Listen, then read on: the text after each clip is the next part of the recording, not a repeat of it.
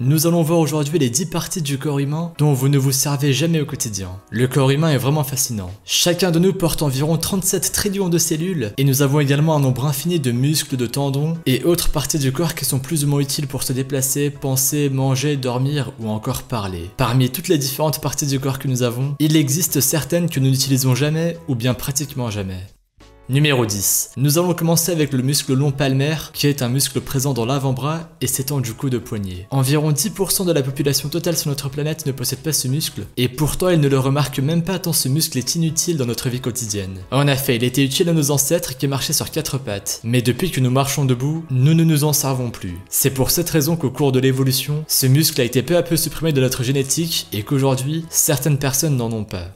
Numéro 9. On continue avec les amygdales. Celles-ci se trouvent à l'intérieur de notre système lymphatique et leur fonction est, comme tous les autres éléments du système lymphatique, de protéger notre corps des infections en activant nos cellules immunitaires. Mais si l'on retirait les amygdales, le système lymphatique marcherait tout aussi bien. La preuve est que beaucoup de personnes se font enlever les amygdales lorsque celles-ci posent problème. Et après l'opération, ils peuvent vivre une vie normale et sans aucune restriction comme ils le faisaient avant. Numéro 8. Certaines personnes possèdent des muscles tout autour de l'oreille, mais ce n'est pas le cas de tout le monde. Pour savoir si vous en faites partie, essayez de bouger les oreilles. Si vous y parvenez, vous avez des muscles auriculaires. Si vous n'en êtes pas capable, vous n'avez probablement pas de muscles auriculaires, mais pas de panique. Cela ne vous empêchera pas de vivre. En effet, les muscles auriculaires sont une fois de plus une partie de notre corps dont on pourrait très bien se passer. Numéro 7. Comme les femmes, les hommes aussi ont des mamelons. Et pourtant, ils ne s'en servent absolument pas puisque cette partie du corps est utile aux femmes lorsqu'elles allaitent. En fait, l'explication est toute simple. Lors du développement du fœtus, les mamelons se forment au début, bien avant la formation des organes génitaux et l'attribution d'un genre au fœtus. C'est pour cette raison que quel que soit le genre, l'être humain a des mamelons même s'il n'allaitera jamais.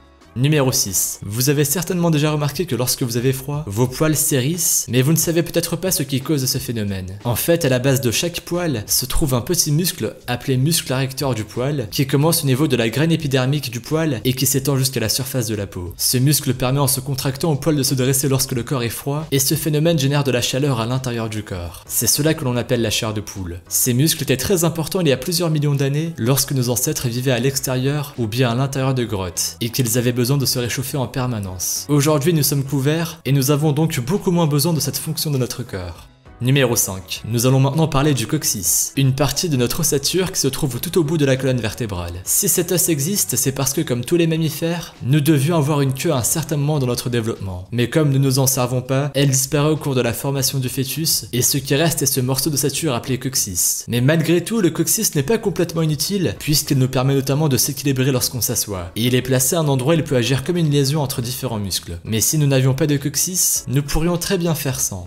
Numéro 4. S'il y a bien quelque chose que l'être humain trouve inutile, ce sont les poils. On ne s'en sert absolument pas, et les femmes comme les hommes en enlèvent certains. Alors vous vous demandez sans doute pourquoi nous avons des poils. Encore une fois, cette partie de notre corps servait beaucoup à nos ancêtres, car ils permettaient notamment de les protéger du froid. Mais depuis la découverte du feu, ils sont devenus de moins en moins utiles. Au cours de l'évolution, l'être humain est né avec de moins en moins de poils, et peut-être que dans quelques milliers d'années, nos descendants n'en auront plus du tout.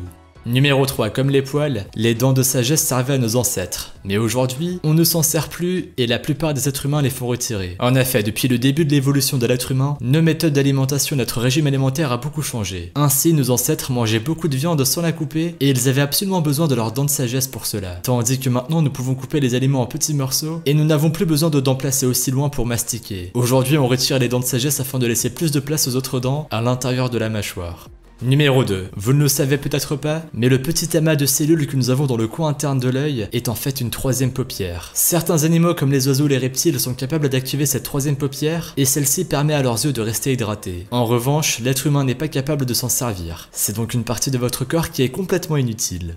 Numéro 1. On termine avec l'appendice. Une partie du corps inutile puisque beaucoup la font enlever et vivent ensuite et très bien sans. Certaines hypothèses scientifiques suggèrent que l'appendice serve en réalité à accueillir de bonnes bactéries qui sont ensuite réutilisées pour protéger notre flore intestinale. Mais il est très sujet aux inflammations et la meilleure solution dans ce cas est de le retirer complètement. C'est pour cette raison qu'autant de personnes le font enlever.